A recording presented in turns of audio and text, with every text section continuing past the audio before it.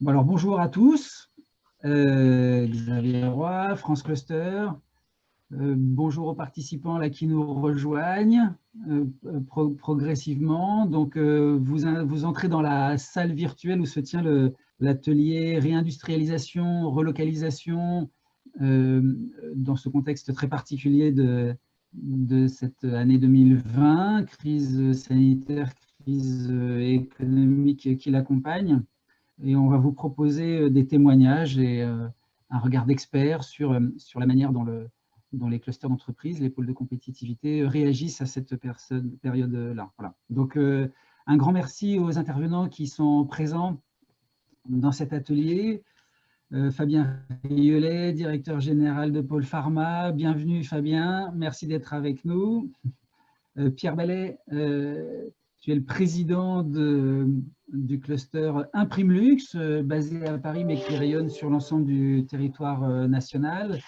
Merci d'être avec nous. Christophe Rosanciel, tu es le président du cluster Mécaloir à Saint-Étienne et chef d'entreprise, président de l'entreprise ITI Industrie Group. Merci de t'être libéré pour participer à cet atelier et témoigner d'une initiative qu'a pris Mécaloir. On passera la parole, bien sûr, pour rentrer dans le détail. Et on accueille aussi David Kousquer, fondateur de l'Observatoire Trendéo France, que tout le monde maintenant connaît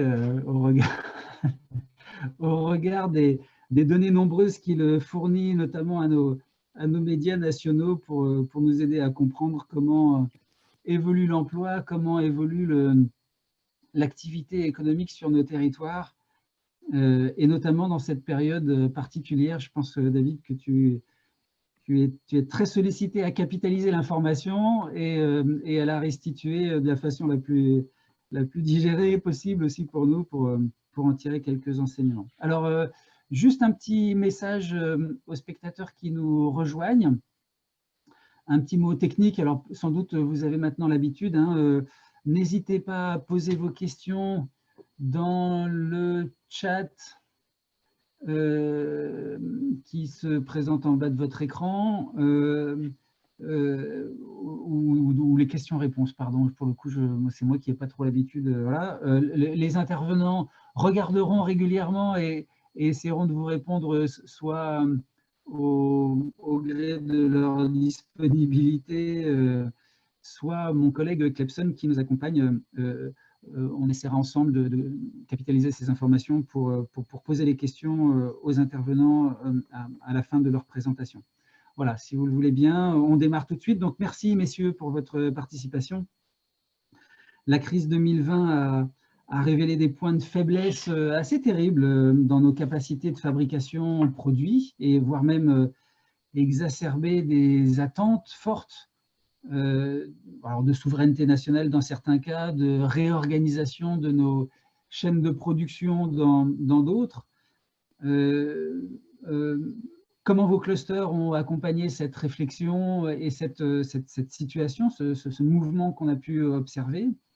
On a assez vite appelé ou crié à la relocalisation voilà, pour essayer d'y faire face, ou comme étant une solution qu'il fallait mettre en place. On a aussi évoqué de façon un peu plus réaliste, à tête un tout petit peu plus reposée, à l'idée de développer nos industries.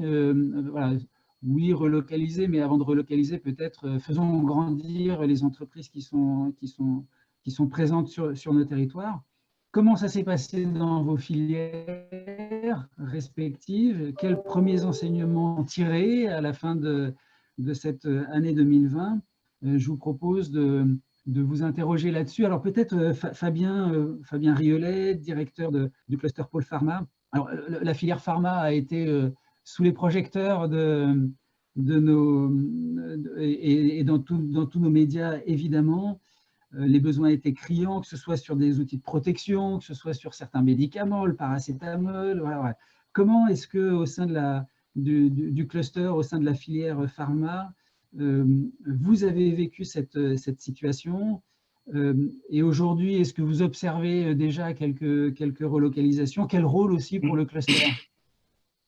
Alors bonjour à tous, merci Xavier de me donner cette opportunité de prendre la parole. Je vais mettre d'ailleurs juste un petit instant le chronomètre parce que on va essayer de respecter le temps de parole. Bon, en quelques mots, mais très très court, donc pour que tout le monde soit au même niveau d'information, Pôle Pharma, donc c'est un cluster interrégional implanté sur la région Centre, Normandie, Île-de-France. Ces trois régions formant le premier bassin de production pharmaceutique en Europe et 53% de la production française de médicaments. Et donc ce bassin est fédéré par Pôle Pharma, c'est 300 adhérents, 66 usines de fabrication de médicaments et toute une filière qui est fédérée depuis la R&D jusqu'à la distribution. Voilà.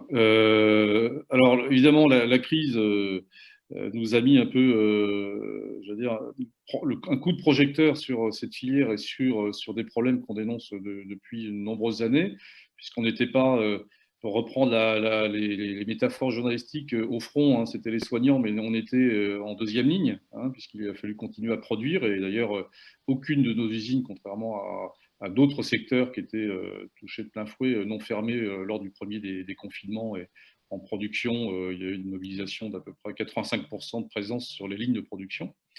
Donc voilà, alors pourquoi on en est arrivé là? Je pense que très rapidement, sans rentrer dans les discours de spécialistes, en effet, la crise a été un révélateur et a permis de porter à la connaissance du grand public ce qui était un débat entre spécialistes, entre le gouvernement et la filière depuis de nombreuses années, c'est-à-dire une très forte délocalisation des principes actifs. Les principes actifs, c'est la molécule chimique qui est au le cœur du médicament, le cœur du réacteur et qui va soigner, hein, et qui est une des composantes du médicament.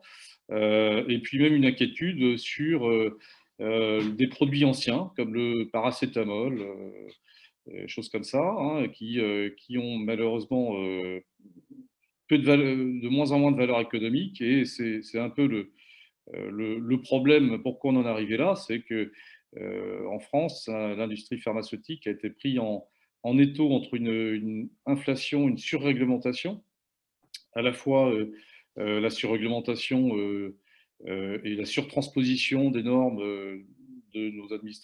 par nos administrations des normes de la qualité pharmaceutique, et puis une inflation aussi sur une surtransposition des normes environnementales. Là, je parle aussi beaucoup de la chimie, puisqu'on a des chimistes. Donc ça, c'est un premier point sur cette prise en étau. Et le deuxième point, c'est parallèlement, depuis une quinzaine d'années, un effondrement des prix sur les produits les plus courants, hein. Je ne parle pas des biothérapies, où là aussi on a un problème de souveraineté, parce que les biomédicaments, qui sont là pour le coup, des thérapies assez onéreuses, hein, sur des choses assez pointues en oncologie, cancer, etc., sont importés des États-Unis principalement à 85%. Donc voilà, il y a cette prise en étau entre une baisse des prix, une surréglementation typique de la France. On n'observe pas ça dans d'autres pays européens. La chimie en Allemagne, en Suisse se porte encore très bien. Et puis, de l'autre côté, une baisse des prix. Ça a provoqué donc une délocalisation de la production de médicaments, enfin de la production chimique, une très forte délocalisation et un début de délocalisation sur le générique, les médicaments, voilà, les moins chers, parce qu'ils sont ils sont de moins en moins chers avec la baisse des prix que on n'arrive plus à les produire en France, ou de moins en moins. Voilà. Ce qui fait que, juste pour vous donner un chiffre, et je termine là sur la situation, on est passé, la France, du premier producteur européen il y a 10 ans à la 4e place, et on risque de passer à la 5e ou la 6e. Voilà. Et parallèlement, l'Italie, qui a mis en œuvre une politique beaucoup plus volontariste de soutien à une industrie qu'elle a jugée, c'est notre combat, comme une industrie stratégique pour un pays, c'est-à-dire être souverain en matière de production de médicaments, est passé de la 6e place, et il doit être 3e ou 2e. Voilà. Donc ça, c'est vraiment le révélateur de la crise Covid, et c'est ça, pardon de le dire, mais peut-être le point positif, si on doit tirer des points positifs d'une crise, c'est que maintenant le grand public est au courant. Et donc là, l'État ne pourra plus faire comme s'il ne savait pas. Voilà. Alors, après, sur le est-ce qu'il va y avoir une relocalisation? Est-ce qu'on observe des choses? Je pense qu'il y a en effet une prise de conscience de l'État, des annonces qui ont été faites, même des discours tenus qu'on n'avait jamais entendus depuis des années en matière de souveraineté sanitaire, en matière de défense de l'appareil productif. L'État a lancé plusieurs appels à projets. Je pense par exemple à l'appel à manifestation d'intérêt Capacity, où voilà, la BPI va soutenir les entreprises, particulièrement du médicament ou de la chimie, qui vont procéder à des investissements pour produire de nouveau en France. Donc, c'est pas forcément directement une relocalisation au sens on va construire de nouvelles usines, mais des augmentations de capacité qu'on observe ici, enfin, pas plus qu'ici et là, j'allais dire, puisqu'il y a quand même de nombreux laboratoires qui ont répondu à cet appel. Et par ailleurs, les chimistes, l'industrie chimique nous dit que, en effet, il y a aussi une augmentation des commandes et de l'intérêt pour la chimie française et européenne. Voilà. Alors, quel est le rôle de Pôle Pharma dans tout cela? Là, on est vraiment sur des sujets, en effet, à la fois industriels, mais aussi d'affaires publiques. Pourquoi? Parce que, alors même si toutes les filières sont plus ou moins quand même dans un contexte où s'il n'y a pas une forte volonté de l'État de réindustrialiser le pays et de remettre des conditions favorables à l'industrialisation, ça ne marche pas forcément. Mais pour la pharma, c'est particulièrement vrai puisqu'on est dans un marché réglementé. C'est-à-dire que ce qu'on appelle, nous, l'OTC, le médicament sur comptoir que vous pouvez acheter sans ordonnance, doit représenter à peine 15-20% du marché pour plusieurs raisons idéologiques.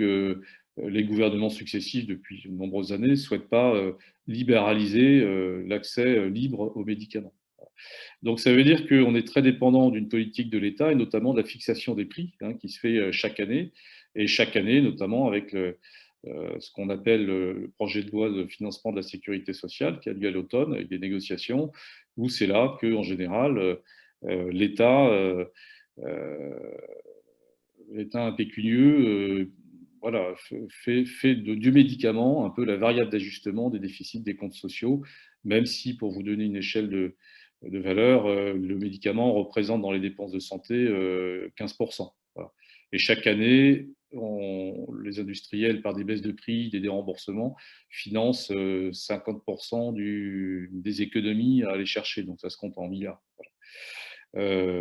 Donc, en effet, nous, on a sur l'action de Pôle Pharma sur cette question-là, du Made in France, de la souveraineté sanitaire, il y a une forte action autour de ce qu'on appelle les affaires publiques, c'est-à-dire une relation constante avec nos parlementaires, avec nos élus régionaux, et dans nos 3 régions, étant donné l'importance de la filière pharma, 60 000 emplois, on a une oreille quand même attentive, il y a de grands enjeux. Si vous prenez par exemple l'un de nos bassins, Rouen, Val-de-Reuil, Louviers, cette conurbation, c'est 10 000 emplois qui travaillent pour la pharma et la chimie et les fournisseurs de l'industrie pharmaceutique. Donc, il y a quand même une oreille attentive et une mobilisation. Voilà. Donc ça, c'est un travail de relation avec les élus pour faire passer ces messages et alerter autour de ces problèmes de délocalisation, de perte de souveraineté, de perte d'indépendance, et de revenir, comme c'était le cas jusqu'aux années 90 en France, c'est pour ça qu'on était le premier pays producteur de médicaments, à une politique, une vision aussi industrielle et non pas juste comptable du médicament en France. Un gros travail avec la presse. Alors, autant vous dire que comme maintenant Pôle Pharma est identifié comme j'allais dire, un peu le représentant, quand on parle de production de médicaments en France, on appelle maintenant assez spontanément Pôle Pharma. Donc c'est sûr que là, en termes d'animation de cluster, c'est une année compliquée, comme je pense pour tous, puisqu'on est là pour que les gens se rencontrent, et donc comme on ne peut plus se rencontrer et on est confiné, c'est compliqué. En revanche, le bilan presse cette année pour Pôle Pharma va être excellent. Et donc ça c'est plutôt intéressant, et ça permet de mettre en lumière et nos sujets, et Pôle Pharma, et aussi nos adhérents à qui on va tendre le micro quand un journaliste a besoin d'un sujet, a besoin d'un témoignage, etc., ou d'une visite d'usine si c'est la télé. C'est une application évidemment très forte dans des instances comme les comités stratégiques de filière. C'est un comité stratégique de filière de l'industrie de santé, et donc le lien avec la direction générale des entreprises. Et puis c'est également un rôle de lanceur d'alerte qu'on a fait depuis plusieurs années par l'organisation de colloques, un en 2016 à la Maison de la Chimie sur le problème de dépendance de la France à l'égard des principes actifs chinois, asiatiques. Maintenant, tout le monde est au courant. Et puis, l'année dernière, un colloque qui était prémonitoire, puisqu'on l'a appelé, qui était à l'Hôtel des Invalides, puisqu'on l'a fait avec divers partenaires, dont le ministère de la Défense, qui a une pharmacie centrale des armées, une petite usine de production de médicaments à usage du combattant, qui s'appelait production de médicaments et de principes actifs, la souveraineté de la France est-elle menacée? Donc, voilà, on n'a pas attendu la Covid pour parler de souveraineté sanitaire. C'est un thème, c'est des alertes qu'on a lancées depuis très longtemps. Le rôle de Pôle Pharma, c'est aussi un rôle sur la partie peut-être plus industrielle. On a de grands enjeux autour de la bioproduction, c'est-à-dire que le principe actif chimique dont on a beaucoup parlé, également qui concerne les ruptures de médicaments dans les pharmacies d'officine, dont on parle depuis 2-3 ans. Bon, c'est surtout en effet principe actif chimique pour du médicament traditionnel, qui est encore absolument nécessaire, et c'est ce qui est prescrit encore massivement, mais il y a aussi les nouvelles thérapies, ce qu'on appelle les biomédicaments. Et là, comme je vous le disais, on est extrêmement dépendant, notamment des États-Unis. Ce sont des thérapies en plus chères qui commencent, si je parle d'un point de vue économique, à dégrader l'excédent commercial que la pharma génère en France, puisque le secteur pharmaceutique, c'est le 4e excédent commercial français. Et donc là, on travaille beaucoup autour des bioproductions sur cette partie industrielle pour aider nos adhérents à prendre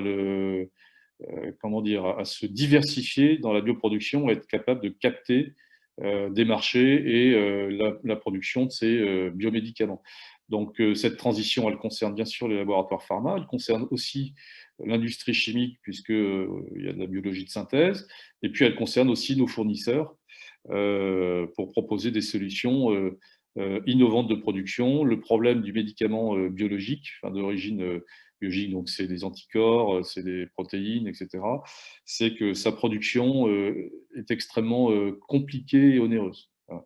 Et donc là, il y a un véritable enjeu à la fois industriel, de faire plus vite, toujours aussi bien dans la qualité pharmaceutique et moins cher, et un enjeu de santé publique, puisque ces thérapies sont extrêmement onéreuses, et on aura à terme un problème d'économie de la santé. Ça ne sera pas soutenable par nos systèmes de santé. Donc là, on est vraiment sur des technos, et puis bien sûr, on a des initiatives de type congrès. On a le congrès national autour de la bioproduction qu'on co-organise à partir de 2021 avec Medicine, et puis on a un congrès sur le biotesting, donc le contrôle des biomolécules. Et puis des initiatives également pour informer le grand public, qu'il soit mieux informé de l'origine des médicaments. Et donc là, c'est la promotion auprès des industriels du lieu de fabrication sur la boîte. Voilà, Smecta fabriqué à Dreux, UPSA et son aspirine fabriquée à Agen, ou la ventoline de GSK fabriquée à Évreux, par exemple. Voilà. C'est tout à fait possible. Aujourd'hui, le consommateur patient est obligé de déployer ses 3,50 m de notice pour regarder à la fin où est fabriqué le médicament. C'est la mention laboratoire fabricant. On voudrait que ça soit simplement sur la boîte. Voilà. Et puis pour terminer, c'est un accompagnement aussi, alors particulièrement en ce moment, puisque 2 des usines adhérentes de Pôle Pharma ont été choisies comme les 2 premières usines françaises à produire le vaccin contre la Covid.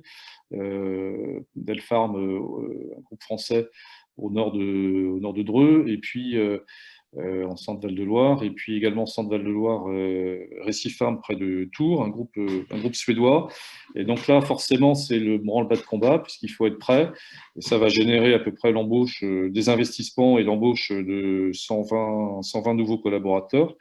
Donc, même si on est sur un bassin extrêmement favorisé, puisqu'on concentre la moitié de la pharma française, donc on a du personnel disponible, des centres de formation, mais forcément, trouver sur en plus des technos assez pointus de production stérile d'injectables, du personnel comme ça en 2 mois, bah, il faut se mobiliser. Et donc là, on accompagne les sites, hein, et pas que nous, hein, c'est Pôle emploi, enfin, les autorités tout le monde est mobilisé autour de la réussite de ce défi de pouvoir produire, sortir le vaccin au printemps par ces deux laboratoires. Et donc, on a, nous, parmi nos experts au sein de l'équipe Pôle Pharma, des aides du recrutement, de la formation, de la RH. Donc, on va travailler autour de la marque employeur, d'aider à préqualifier des profils, de faire marcher le réseau, etc. etc. Voilà, Donc, je pense que je suis dans les temps. Ouais. Donc, pas de chômage partiel, on s'en doutait chez Pôle Pharma pendant les périodes de confinement. Mais non, mais écoute, merci, c'était très clair et très complet sur la manière dont le cluster interagit là-dessus et accompagne aussi forcément les entreprises. Et tu as évoqué cette posture des ingénieurs projets qui composent l'équipe et qui accompagnent à la fois individuellement et collectivement les entreprises du réseau. Je vais passer très vite. Pierre Ballet sur la filière de l'imprimerie. La manière dont tu as entendu Fabien l'exprimer sur la santé, on n'est évidemment pas du tout dans le même secteur et qui a forcément été impacté de façon très différente. Comment vos entreprises, elles encaissent et comment elles réagissent, elles, et comment vous réagissez, vous, au sein d'Imprimelux pour accompagner le mouvement en collectif? Comment ça se passe? Alors, je dirais en préambule 2 choses. Le mot relocalisation, pour nous, n'est pas un vain mot, ça fait partie de nos gènes, hein. Comme tu le sais, on a créé, moi j'ai créé Imprimelux en 2013, suite à un appel à projet du ministère de l'économie. Et dès 2013, on avait pour vocation d'aider nos entreprises adhérentes à récupérer des flux de production qui étaient partis à l'international, donc entre autres beaucoup en Chine. Le deuxième sujet de mon préambule, c'est que la France et le luxe sont extrêmement liés. Lorsqu'on parle de France, du mot France et du mot luxe, on sait très bien que dans l'histoire, on a eu un rôle important et on a un rôle important à jouer dans ce secteur. Alors, de plus, je tiens à préciser que tout le monde ne me connaît pas, je ne suis pas représentant d'une filière, hein. On a un modèle économique un peu différent de beaucoup de clusters. D'abord, on est petit puisque d'une manière statutaire, on a limité le nombre d'adhérents à 50 pour les imprimeurs, en s'inspirant modestement d'ailleurs du comité Colberg, vous connaissez tous, hein, qui est vraiment la référence des références dans le monde du luxe en France et à l'international. Donc, on est volontairement élitiste et on a bien évidemment aussi des partenaires qui nous accompagnent. Donc, on ne représente pas, et je ne donnerai pas de chiffres macroéconomiques parce que même si je les ai, ça n'a pas d'intérêt pour nous. On défend des entreprises et notre objectif dans Imprimelux, c'est d'aider nos membres à développer des volumes d'affaires, soit en permettant la relocalisation, soit en leur permettant de booster au travers de la valeur d'un label leurs exportations. Et je donnerai quelques exemples, je vais rester dans des cas très concrets, hein. Je pense que ce n'est pas utile de revenir sur le monde du luxe et de l'imprimerie, que tout le monde sait aujourd'hui, fortement, pour l'imprimerie fortement impactée par ce que disait mon confrère tout à l'heure du pôle pharma, impacté bien évidemment par une baisse des prix et l'émergence des pays low cost qui ont pénétré notre marché de manière importante, hein, bien évidemment. D'ailleurs, quand vous êtes dans certains salons, autour dans le domaine du luxe, vous avez 90% des exposants qui sont internationaux et très peu d'exposants qui sont français. Voilà, donc maintenant le message, pour moi, il a un message d'espoir. Je rebondis sur une conversation que j'ai eue il y a quelques jours avec notre amie Corinne Farras de Tectera qui me dit « Pierre, je suis toujours heureuse de t'entendre parce que tu es toujours optimiste et tu vois toujours le verre à moitié plein. » Alors, il est évident que cette crise est terrible pour la santé de milliers, de dizaines de milliers de personnes, mais c'est pour nous une opportunité peut-être de mettre en exergue un certain nombre d'éléments, dont la relocalisation, et de promouvoir notre industrie française, qui dans l'État est une industrie extrêmement performante. On a quelques leaders qui sont d'ailleurs pour certains dans un prime luxe, des leaders on a un spectre très large d'entreprises, puisqu'on a des entreprises qui sont dans la communication imprimée, ce qu'on appelait dans le temps le labeur, mais on a aussi beaucoup d'entreprises dans le packaging, dans l'étiquette, et on a des représentants, puisque notre baseline, c'est la France imprime sa marque, on a des représentants de secteurs. Je prends l'exemple, j'en parlerai tout à l'heure plus précisément, du GEPA, qui est leader français du papier peint au niveau industriel, qui représente 90% de la production française à peu près, et qui de manière assez paradoxale, exporte 80% de sa production. On a aussi des entreprises très innovantes dans des secteurs qui sont connexes au monde de l'imprimerie. Je pense à l'exemple d'NPO Impact, qui est le leader français du vinyle, un marché en rebond. Alors on peut en parler longuement parce que personne ne voyait le retour du vinyle il y a une dizaine d'années. Voilà, donc pour vous préciser que ce spectre est quand même représentatif de l'ensemble d'une filière ou de différentes filières, puisqu'on n'a pas uniquement la filière de l'imprimerie liée au papier. Alors, je vais essayer de rentrer un peu plus dans les faits pour argumenter sur mon optimisme.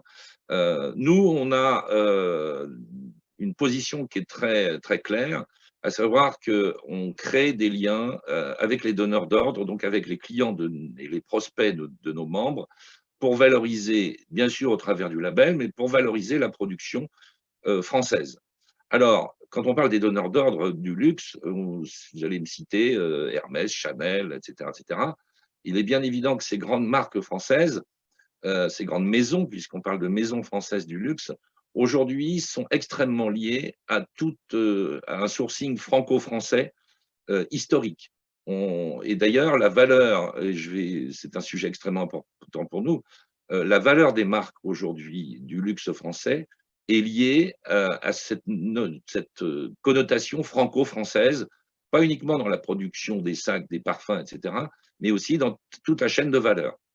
Donc, on a décidé de créer un certain nombre d'événements avec ces donneurs d'ordre, et on a eu une bonne surprise, c'est qu'on a créé un événement, enfin qui va être reporté le 21 janvier, mais un événement en collaboration avec certains de ce qu'on appelle notre comité des sages, dont Jean-Noël Capferrer, qui est un des papes du luxe, professeur émérite à HEC, mais qui est connu mondialement et dans le secteur du luxe, sur le thème justement de la relocalisation booster de la valorisation des marques. Et dans cette bonne surprise, quand on a créé cet événement, on a plus de 400, donc on est un petit peu en dessous de 600 inscrits. On a 400 inscrits qui sont entre autres beaucoup d'anciens élèves d'HEC, parce qu'on a des liens avec cette grande maison, cette grande université-école.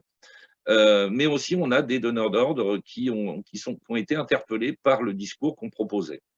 Alors,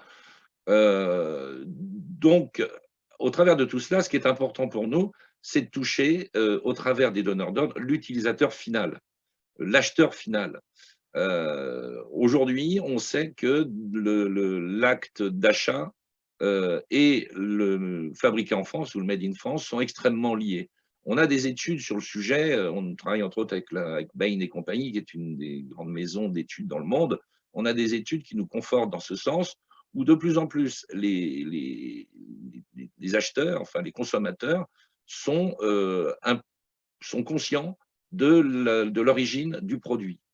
Et ça pour la France, mais aussi pour d'autres pays. Bien évidemment, l'Allemagne ou les États-Unis sont dans ce profil. Donc, cet acte d'achat est pour nous un sujet sur lequel on travaille. Et entre autres choses, on a créé un lien avec la RSE, puisque c'est un sujet qui aujourd'hui est central dans beaucoup d'entreprises.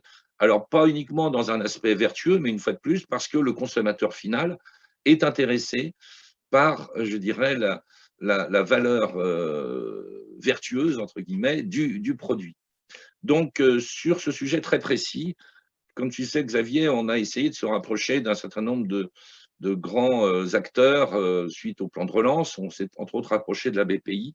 Et là, on a, c'est tout chaud puisque ça date de la semaine dernière, on a un objectif qui est de créer un accélérateur de décarbonation, à savoir qu'au travers d'un projet déjà initié par l'un de nos membres, on souhaite être capable de donner le bilan carbone unitaire donc d'un produit au travers, bien sûr, du fabriqué en France qui va valoriser et qui va être un booster considérable, puisque en France, on a la chance de produire du papier, de produire des encres, de produire, bien sûr, de transformer entre autres, le packaging dans des entreprises qui sont extrêmement performantes.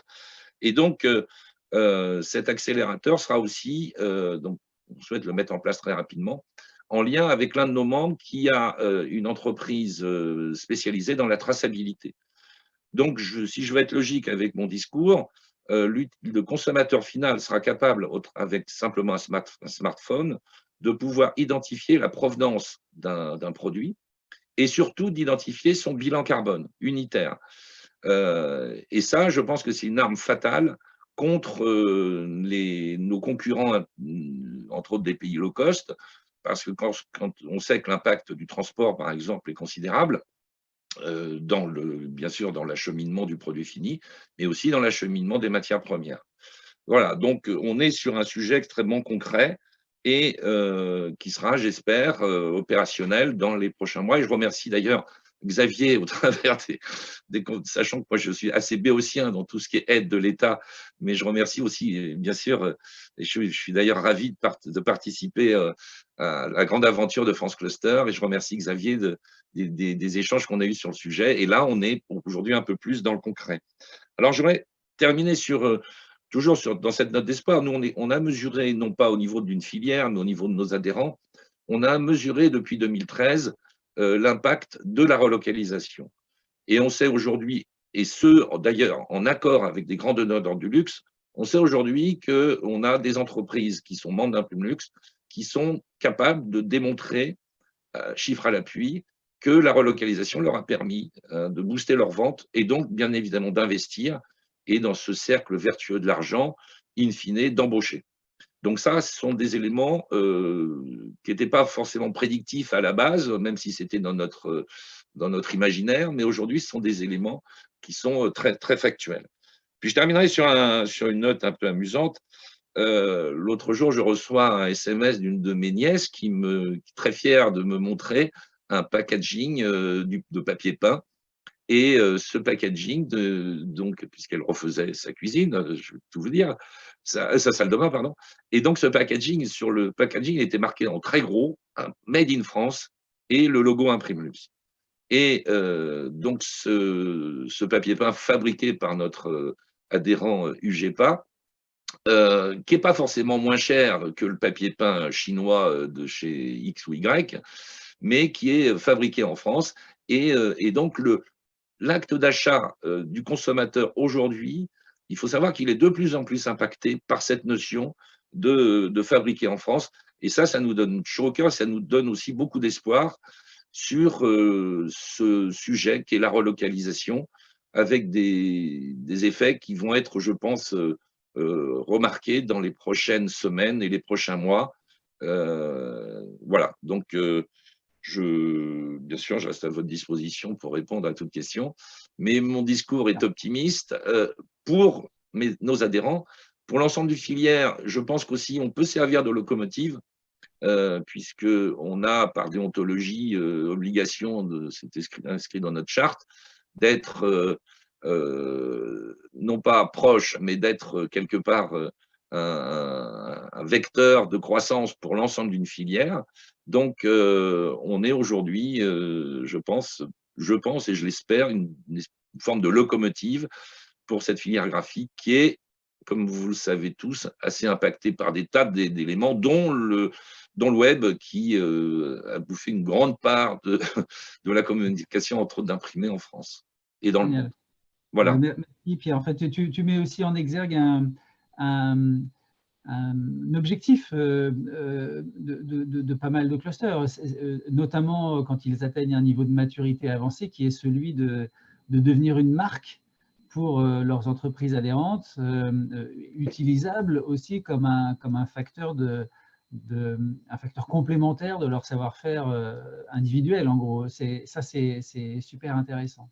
Je propose, puisque on n'est pas très en avance, de passer, merci encore hein, Pierre, de passer la parole à Christophe. Christophe Rosenciel, un peu dans la même veine que ce que vient de dire Pierre, mais vous avez envisagé le sujet de la relocalisation chez Mécaloir, sous l'angle aussi de la relocalisation des commandes, pas forcément de la relocalisation de la production, peut-être aussi, d'ailleurs, tu vas nous dire au sein de Mécaloir, mais aussi la sensibilisation et la mobilisation de vos donneurs d'ordre sur la relocalisation de leurs commandes. Est-ce que tu peux nous parler de l'initiative que Mécaloir a menée? Merci Xavier d'abord de me donner la parole et de me laisser justement présenter cette action. En deux mots, hein, je vais faire vite. Mécaloir, c'est 70 adhérents aujourd'hui, de la TPE à l'ETI. On rassemble à peu près 2000 emplois hein, sur le bassin stéphanois Loire-Haute-Loire. On représente en gros, hein, pour les chiffres, un peu plus de 10% de l'emploi sur ces deux départements en termes d'adhérents. TPE, ETI, comme je le disais, et on a un spectre de métiers qui vont de la mécanique générale, la chaudronnerie, la tôlerie, le bureau d'études, l'engineering au sens très large, le traitement de surface et autres. Donc ça va faire un peu plus de 15 ans qu'on existe et je dirais que l'objectif de Mécaloir dès le départ a été de créer du business entre adhérents et bien évidemment d'aller chercher du business à l'extérieur de l'adhérent. C'est ce qui fait un peu notre différence d'ailleurs par rapport à un certain nombre de structures type association d'entreprise, club d'entreprise, à savoir qu'on est vraiment dans la démarche business pure et dure, en sachant que nos actions au quotidien, c'est avant tout d'animer bien évidemment un certain nombre d'événements pour pouvoir justement échanger, rompre l'isolement du chef d'entreprise tel que beaucoup de gens l'expliquent et toujours d'actualité, surtout justement en ce moment en période Covid. Mais clairement, voilà, l'objectif c'est de faire du business. Et il se trouve que lorsque la crise Covid est arrivée, on a essayé de se poser les bonnes questions, à savoir comment sortir de cette crise, d'ores et déjà. Donc, c'était déjà au mois de mars-avril. Et ce qui est revenu un petit peu de sondage, ou en tout cas de différentes réunions qu'on a pu avoir, ça a été de trouver des solutions pour mettre un focus sur l'industrie française et plus particulièrement, bien sûr, l'industrie stéphanoise, qui, bon, je ne vais pas faire de l'histoire, mais Saint-Étienne a été, le siècle dernier, une des villes et surtout un territoire extrêmement fort dans le monde de la métallurgie ou de la transformation du métal. Et je dirais que le XXe siècle et la fin du XXe siècle a plutôt été la fin de cette embellie autour de la métallurgie sur Saint-Étienne. Et on a vu justement un grand nombre de sociétés, petites comme moyennes, soit disparaître, soit justement délocaliser.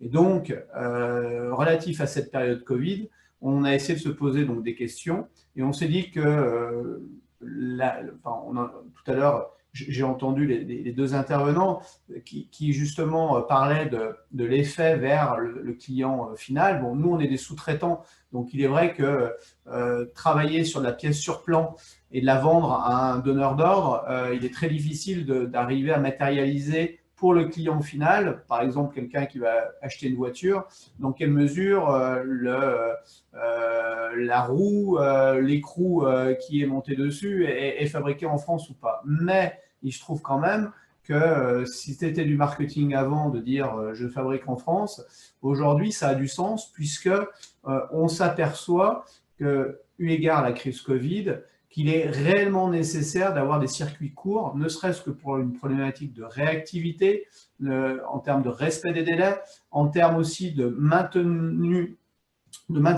des prix. J'ai entendu parler de prix tout à l'heure. Bon, on est dans un univers où les prix sont extrêmement tirés puisque la métallurgie, la transformation du métal est depuis très nombreuses années plutôt je dirais, quelque chose qu'on retrouve surtout sur des produits entre guillemets basiques en Asie ou voire en Europe de l'Est. Et aujourd'hui, on s'aperçoit qu'au regard de l'innovation qu'on peut mettre dans nos process, au regard d'un certain nombre de leviers, on arrive à redevenir compétitif sur des produits dits basiques. Et donc, on a matière à pouvoir relocaliser et réimplanter de la sous-traitance locale. Donc ça, c'était l'objectif majeur et c'est pour ça que on a eu l'opportunité, comme je le disais tout à l'heure en introduction avec toi Xavier, c'est d'avoir pu utiliser le nom de domaine produire en France. Donc on a créé une one page, je vous invite à aller voir, c'est www.produireenfrance.fr ou .com d'ailleurs, et on a créé un slogan qui est Production France, puisque produire en France, c'est quelque chose qui est déjà déposé, Production France, et qui a 3 objectifs. Le premier objectif, comme je disais, c'est la sous-traitance, c'est-à-dire d'arriver à récupérer des choses qui étaient sous-traitées à l'extérieur déjà de notre région, mais au-delà, c'est-à-dire à l'extérieur de la France, et donc de faire revenir cette sous-traitance-là en local. La deuxième chose, c'est la réimplantation. Donc là, justement, on travaille en ce moment au quotidien depuis quelques mois avec la métropole stéphanoise pour trouver à la fois les ressources nécessaires pour pouvoir proposer des possibilités de réimplantation géographique, matérielle et géographique. Donc là, la métropole nous aide énormément. Et puis, ce que je n'ai pas dit en introduction, mais Caloire fait partie d'un pôle de compétitivité qui s'appelle CIM et qui a vocation justement d'amener un certain nombre de moyens, d'outils relatifs à l'innovation, à la modernisation de nos structures, quelles qu'elles soient. Et cet objectif-là est bien évidemment lié à cette volonté de relocaliser, puisque aujourd'hui, un donneur d'ordre, un client lambda, va avoir comme objectif de trouver économiquement un intérêt à venir sous-traiter ses pièces ici. Mais si on parle donc de production, de relocaliser une structure, il va aller chercher aussi des ressources en termes scientifiques, en termes de structure technique. Et c'est vrai que la chance qu'on a sur Saint-Étienne, c'est que l'enseignement est important relatif à notre milieu. On a l'ENISE, l'école des mines, on a les centres techniques comme le CETIM, et qui permet justement d'avoir un écosystème propre à, et je l'espère, créer une appétence pour les structures qui sont à l'extérieur de notre zone, de vouloir revenir ou venir tout court là-dessus. Et donc, pour être très dans les faits, depuis qu'on a lancé Production France, donc c'était fin juillet de cette année, donc en pleine période Covid, on était déconfinés, mais on allait vite être reconfinés, malheureusement. On a eu tout de même déjà 2 gros donneurs d'ordre qui nous ont sollicités pour des affaires, sans rentrer dans le détail, mais qui pèsent un peu plus d'1,5 million d'euros, et sur lequel, justement, il y a un intérêt pour eux qui, jusqu'à présent, sur ces affaires-là, sous-traitaient ces dernières en Asie notamment ou en Europe de l'Est, de pouvoir les ramener en France, puisqu'ils ont cette possibilité, à travers le réseau Mécaloir, de trouver un certain nombre d'intervenants en capacité de répondre. Et comme je l'entendais tout à l'heure, pas aujourd'hui matière à pouvoir être compétitif. autant il y a encore quelques années, c'était très compliqué parce qu'on n'arrivait pas à rentrer d'innovation, la montée dans la chaîne de valeur au niveau des entreprises. Aujourd'hui, on voit les entreprises vraiment trouver des solutions pour justement ramener leur taux horaire à des taux horaires qui soient compétitifs. Alors, on ne le sera jamais vis-à-vis d'Asiatiques ou de l'Europe de l'Est, mais d'une manière assez intelligente, on arrive à faire ça, de l'investissement sur de l'outil productif, de la robotisation, de la cobotique et autres. Aujourd'hui, voilà, l'objectif, c'est de faire devenir nos sociétés plus compétitives et donc d'arriver à créer cet intérêt pour les sociétés à revenir sur la région ou à venir, hein, comme je dis, mais revenir aussi, puisqu'on a eu beaucoup de gens qui sont partis et qui, à nouveau, s'intéressent à nous, puisqu'ils savent que, on le dit souvent sur Saint-Étienne, on a la capacité de faire une voiture de A à Z sans aucun souci, puisqu'on a tous les métiers nécessaires pour pouvoir le faire. Et ça, de manière industrielle, hein, je ne parle pas de solutions purement prototypes. Voilà. Voilà un peu la démarche qui a été initiée. Merci, merci Christophe, c'est super intéressant. Ce qui est très intéressant aussi, c'est d'avoir ces premières réalisations et ces premiers retours de commandes très, très concrets pour illustrer cette démarche-là. Et on peut imaginer que parmi les arguments, il y a celui des compétences que tu évoques et que tu révèles de façon structurée à travers cette démarche, cet outil, cette plateforme que tu évoques. Et puis la manière de surfer sur la situation où effectivement pour le donneur d'ordre dans sa chaîne de fabrication de produits final, il a intérêt quand même à avoir ses partenaires pas trop loin, ou en tout cas de sécuriser un peu sa chaîne de production. Donc c'est vraiment très très intéressant. Bravo, merci beaucoup pour ça. Et en plus de ça, l'initiative, notamment cette plateforme, elle a aussi, ça rejoint un peu le témoignage de Pierre Ballet, cette arrière-pensée de marques que peuvent s'approprier ensemble le collectif d'entreprises. C'est-à-dire qu'il y a le collectif Mécaloir qui est une marque, mais il y a aussi finalement l'outil, la plateforme Produire en France qui devient une marque au service des entreprises. L'objectif, clairement, c'est d'arriver justement à rendre Production France un label, un collectif et, in fine, probablement une marque. Alors, comme l'a dit mon prédécesseur au niveau d'Imprimeluxe, hein, Pierre, c'est vrai que je pense qu'aujourd'hui, c'est nécessaire de mettre une patente, de mettre une inscription quelque part qui justifie justement cette démarche et qui est, pour le coup, parce qu'on l'a tous vu, hein, depuis de nombreuses années, notre cher Arnaud Montebourg était très regardant là-dessus sur sur le Made in France. Aujourd'hui, le fait de rentrer vraiment dans le vif du sujet et surtout d'avoir quelque chose qui est réel, c'est-à-dire que c'est plus que du marketing, mais c'est vraiment dans les faits, je pense que c'est important. Et c'est vrai qu'on va avoir foi à la fois de créer cette marque, mais aussi d'y mettre quelque chose derrière qui va expliquer réellement ce que c'est et que ce n'est pas simplement un beau slogan marketing. Merci Christophe. Je voudrais passer la parole à David Kousker. David, en tant qu'observatoire, pour le coup, David, tu n'es pas le cluster de l'État.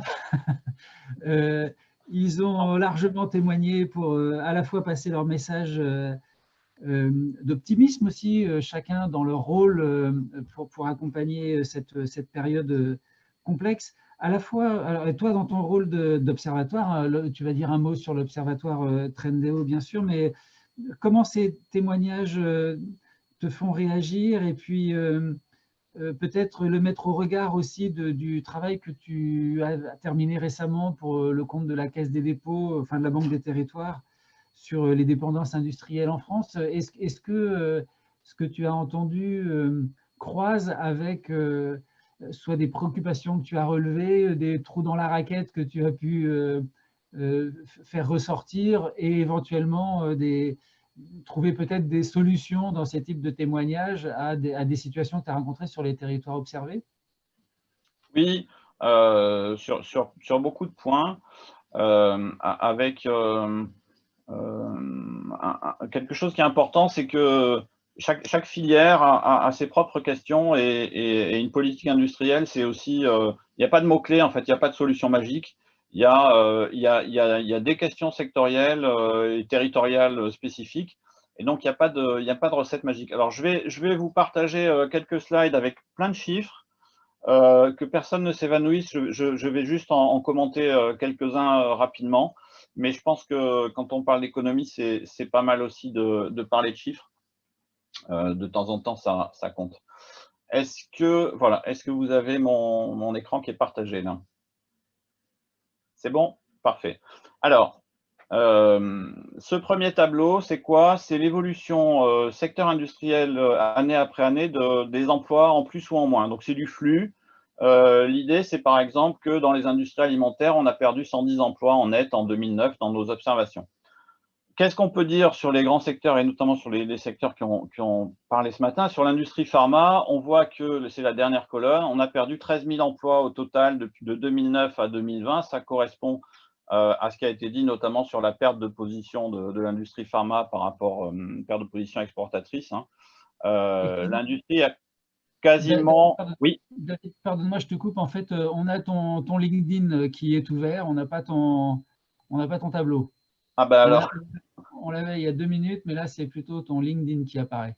Alors, attends, je pense que j'ai partagé le mauvais écran. Je vais faire comme ça. Voilà, c'est ça, ouais. C'est ça. Alors, il faut que tu le mettes en grand. Enfin, voilà, faut que tu le… Alors, hop, je vais remonter ça. Voilà. Donc, l'industrie pharma, elle a supprimé 13 000 emplois depuis 2009 et elle continue à en supprimer en 2020. L'imprimerie, c'est un secteur plus petit qui a perdu quand même 10 000 emplois depuis 2009, mais qui n'a pas l'air de souffrir plus particulièrement en 2020 qu'en 2019, ce qui est probablement lié au fait que l'industrie du luxe tient bien. Sur le secteur de la mécanique, on perd 2000 emplois depuis 2009 et le point ils n'étaient pas représentés aujourd'hui, mais je souhaitais le souligner, l'industrie aéronautique, elle a, avec les pertes d'emplois de l'année 2020, elle a effacé tous ses gains depuis 2009. Donc on a une situation qui est assez dégradée cette année à cause de la crise, avec des impacts différents par secteur. Alors, ce qu'on nous a demandé d'analyser pour la Banque des territoires, c'était un peu les dépendances industrielles, c'est-à-dire dans les consommations intermédiaires de chacun des secteurs, quel est l'impact des importations.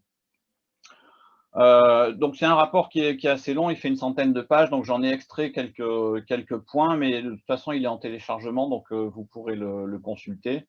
Et puis, je suis très, très disponible pour le commenter et pour en reparler. Ce premier tableau, c'est le taux d'importation de consommation intermédiaire dans les différents secteurs de l'industrie française. Donc, on voit qu'en moyenne, l'industrie française importe 35% de ses consommations intermédiaires, mais seulement 15% hors de l'Union européenne. Donc, on a tendance à penser que les importations, c'est la Chine, c'est un peu une espèce d'équation qu'on a tous intégrée. Les importations, c'est quand même beaucoup intra-Union européenne et Allemagne en numéro 1 si on regarde dans le détail par pays. Avec des taux qui sont très variables entre secteurs, avec l'alimentation qui n'a que 12% d'importation dans ses consommations intermédiaires, et la pharmacie qui est juste en dessous de la moyenne, par exemple, et les secteurs étant les plus importants, étant évidemment le raffinage, puisque le pétrole est quasiment totalement importé. Ensuite, cuir, textile et habillement, si on éclatait en sous-secteurs cuir, textile et habillement, on aurait probablement des résultats extrêmement différents. Deuxième tableau, c'est sur le poids de l'ensemble consommation intermédiaire plus consommation finale, puisqu'en fait, secteur par secteur, il y a deux choses. Il y a d'une part ce que les producteurs importent comme consommation intermédiaire, et puis il y a ce que les consommateurs importent également. Et donc, dans la pharmacie, par exemple, vous avez à la fois les importations des producteurs de médicaments implantés en France, et puis vous avez aussi les médicaments achetés directement par le consommateur final et importés, donc qui réduisent aussi ce qu'il est possible de produire en France. Et donc, j'ai essayé de rapporter l'ensemble de ces consommations intermédiaires importées et puis d'importation finale par les consommateurs. J'ai rapporté ça à ce qui est produit en France. Et donc, on a le cuir textile et habillement où l'ensemble de ces importations fait 120% de ce qui est produit en France. Donc, on a un secteur qui dépend de façon extrêmement forte de l'importation. Et à contrario, c'est aussi la mesure de l'enjeu qu'il y a à relocaliser dans ce secteur.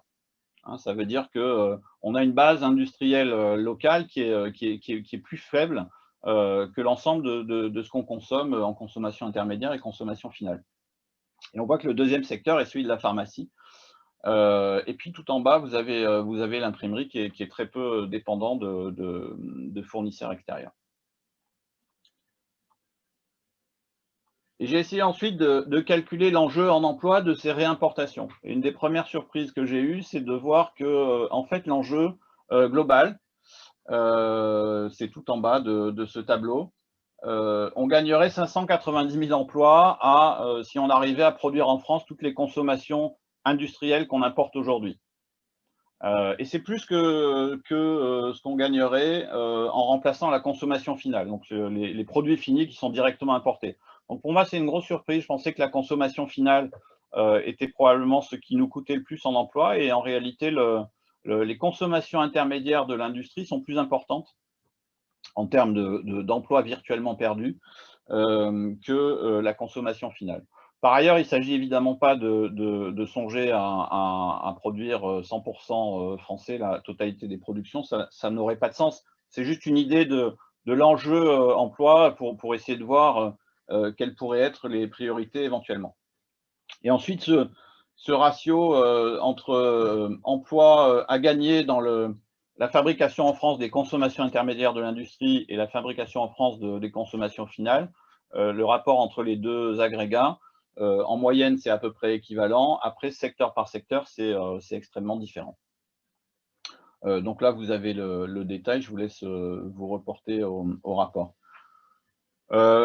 Un autre de nos enseignements, ça c'est un enseignement de nos données depuis 2009, on a regardé en matière territoriale la part en bleu des 31 premières zones d'emploi, donc les plus peuplées, dans l'ensemble des créations d'emplois par rapport aux 270 et quelques autres zones d'emploi, donc les moins peuplées. Globalement, en termes de population employée, les 31 premières zones d'emploi françaises, donc les grandes métropoles, font 50% de la population employée, la moitié. L'autre moitié de la population employée se répartit dans les 270 autres zones d'emploi, c'est-à-dire villes moyennes et campagnes, entre guillemets. Et si on regarde en termes de typologie de création d'emplois, on se rend compte que dans les 31 premières métropoles, il y a 29% de l'emploi industriel créé, alors que les 270 autres, plutôt villes moyennes et rurales, font 71% de l'emploi industriel. Donc il y a clairement un atout des villes moyennes pour l'attraction de l'industrie. En revanche, si on parle de recherche-développement, de quartiers généraux des secteurs industriels, donc les sièges, y compris de groupes industriels, 68% de l'emploi créé va dans les 31 premières zones d'emploi, donc dans les métropoles, et 32% seulement dans les zones moyennes. Et si on regarde les startups, c'est encore plus frappant. 85% des startups des emplois créés par les startups vont dans les 31 premières zones d'emploi et 15% dans les autres. Donc ce que je dis là, c'est un peu une base, c'est-à-dire que dans les politiques industrielles ou même sectorielles qu'on peut adopter, les questions de territoire sont extrêmement importantes. C'est-à-dire si tout le monde essaie d'attirer à un moment donné le même type d'emploi, je pense qu'on se tire une balle dans le pied si on essaie d'attirer des startups dans tous les secteurs, si on est dans une zone rurale. Si on multiplie les difficultés, donc si on crée un incubateur, par exemple, dans une zone rurale, il faut le cibler sur des spécificités locales de façon extrêmement forte. Sinon, si on dit juste les startups, sans analyse a priori du tissu, on va avoir de grosses difficultés. Autre point important, alors qui commence à être un peu rattrapé, j'ai vu dans les statistiques récentes, mais c'est le retard de l'industrie française en matière d'installation de robots qui est assez flagrant. Donc sur les statistiques de la Fédération internationale de la robotique, on est très très loin derrière des pays comme Singapour, la Corée du Sud, l'Allemagne ou le Japon. Autre point également, c'est que, et là, c'est pas forcément très encourageant, mais on a une baisse de la part de l'industrie dans le PIB qui est constante depuis les années 60, donc ce sont des statistiques de la Banque mondiale. Alors que l'Allemagne a réussi à rester stable depuis 1994 à peu près. Et donc, avec une tendance aussi lourde, c'est difficile aussi de dire que c'est un seul phénomène qui est responsable de cette part de cette baisse régulière de la part de l'industrie dans le PIB. C'est-à-dire qu'on ne peut pas développer des analyses avec un seul facteur, ça n'aurait pas beaucoup de sens. Et du coup, dans le rapport, on a proposé une vingtaine de mesures que je vais passer extrêmement rapidement parce que j'invite les gens à se pencher sur le rapport. Mais la numéro 1, c'est d'encourager la robotisation parce qu'on l'a dit, on ne peut pas concurrencer les pays en développement sur le niveau salarial. Donc, il faut qu'on se rattrape par la robotisation. Et d'ailleurs, on a fait une étude très micro sur les annonces. Alors, notre base de données recense les créations d'emplois et suppressions d'emplois depuis 2009 de façon très détaillée. On a pris 300 ou 400 projets d'achat de machines et on se rend compte que chaque fois qu'une entreprise achète des machines, dans 95%, c'est lié à des créations d'emplois. Et de façon extrêmement frappante et mesurable. Et par ailleurs, les entreprises qui se cassent la figure, entre guillemets, quand elles sont reprises, très souvent, le nouveau propriétaire achète des machines parce que la raison pour laquelle l'entreprise s'est cassée la figure, c'est que son outil industriel était en retard. On a même une Scope qui a repris une société dans le textile à côté du Vigan. La première chose qu'ils ont faite, c'est d'acheter des machines pour se remettre à niveau. Jouer la carte des villes moyennes pour l'industrie, jouer la carte des zones industrielles équipées aussi, parce que je pense qu'il y a aujourd'hui beaucoup de régulations environnementales qui font que c'est compliqué de trouver un site industriel, et c'est très bien, parce que l'industrie doit être acceptée dans un monde qui veut du vert. Par contre, pour que ce ne soit pas aux industriels d'en payer le prix, il faut qu'il y ait des zones industrielles prééquipées, clés en main, et ça, je crois que l'action territoire d'industrie commence à s'en saisir.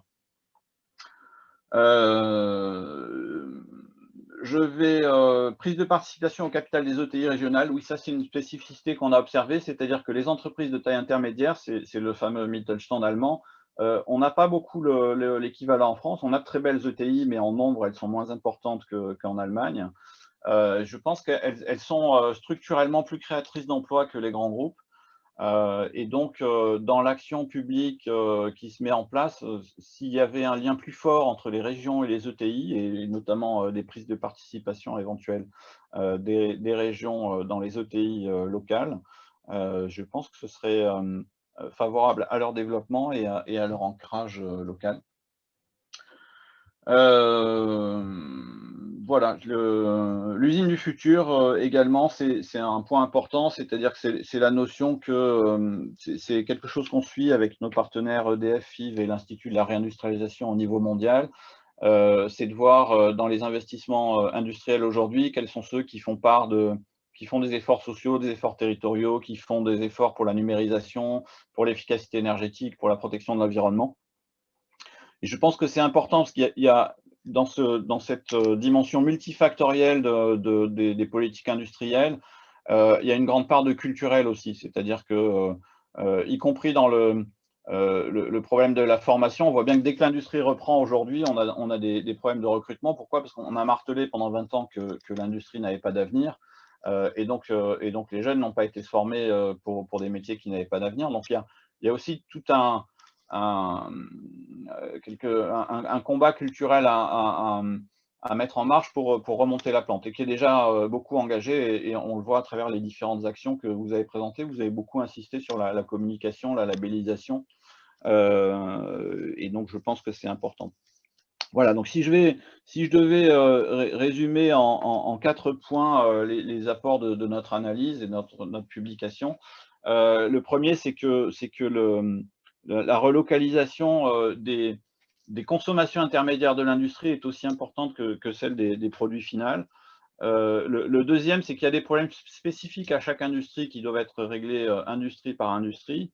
Le troisième, c'est que ces questions de réindustrialisation sont multifactorielles. Donc, il n'y a pas une solution miracle ou une voie miraculeuse consistant à dire un coup les métropoles ou bien telle ou telle autre solution miracle.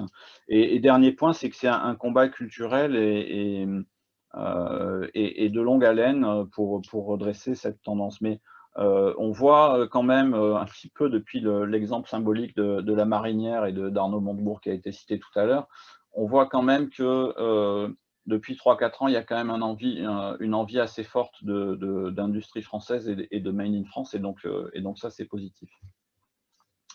Voilà, merci beaucoup. Merci, super. Écoute, c'est hyper intéressant. Est-ce que chez Trendo, et puis effectivement, il faut absolument que dans 3 minutes on ait terminé, parce que je crois que la salle va se fermer dans 3 minutes. On a pris un peu de retard sur la clôture, mais est-ce que tu as déjà regardé des territoires de clusters, l'évolution de l'emploi, l'évolution des entreprises sur ces territoires-là spécifiques? Tu as eu l'occasion de travailler avec quelques clusters ou quelques pôles de façon plus spécifique? On n'a pas travaillé non trop avec les clusters, d'autant plus qu'une partie des clusters sont déterritorialisés. Donc c'est plus difficile de mesurer, mais on voit quand même, des clusters très forts. Il y a des spécialisations locales très fortes. En revanche, je ne me suis jamais penché sur le fait de savoir si elles correspondaient aux clusters légaux, entre guillemets, ou officiels. Mais très certainement, oui, ça doit correspondre. D'accord. Bon, écoute, en tout cas, merci beaucoup. Moi, je retiens bien dans ta conclusion, bon, effectivement, hein, pas de solution miracle. On est plutôt dans du cas par cas sur à la fois le traitement des problématiques et notamment par rapport à l'enjeu de la réindustrialisation.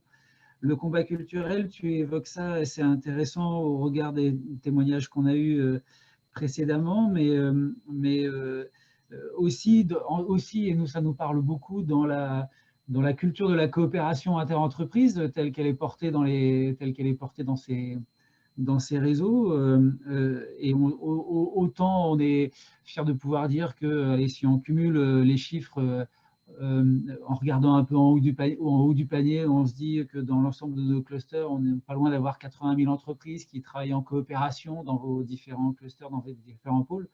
À côté de ça, si on compare avec les 3 millions de boîtes qu'on a en France, il y a de la marge, et donc sans doute que c'est intéressant de pousser ça, et ça me permet de rejoindre peut-être aussi en conclusion la note optimiste de Pierre qui évoquait peut-être cette crise comme étant intéressant de la voir sous l'angle des opportunités qu'elle met en exergue, à la fois sous l'angle des savoir-faire des uns et des autres, savoir-faire français des uns et des autres, qui peuvent engager quelques efforts de relocalisation, si ce n'est pas forcément d'activité, au moins de commandes. Et puis derrière, on peut imaginer d'activités, mais aussi de saisie d'opportunités, alors soit éphémères, soit moyen terme, mais éphémères, on peut évoquer le gel, les masques, les blouses, enfin, des différents outils de protection qui ont été nécessaires à produire pendant la phase forte de pandémie, et moyen terme autour d'aspirations citoyennes que l'on observe, mobilité, télémédecine, e-éducation, se déplacer ou transporter sans polluer. Il y a effectivement plein de choses intéressantes qui peuvent être développées là-dessus. Donc voilà, c'est sans doute peut-être sur cette note optimiste que je propose. Il est 26, j'imagine que la salle va se fermer, donc je vous propose de clore cet échange.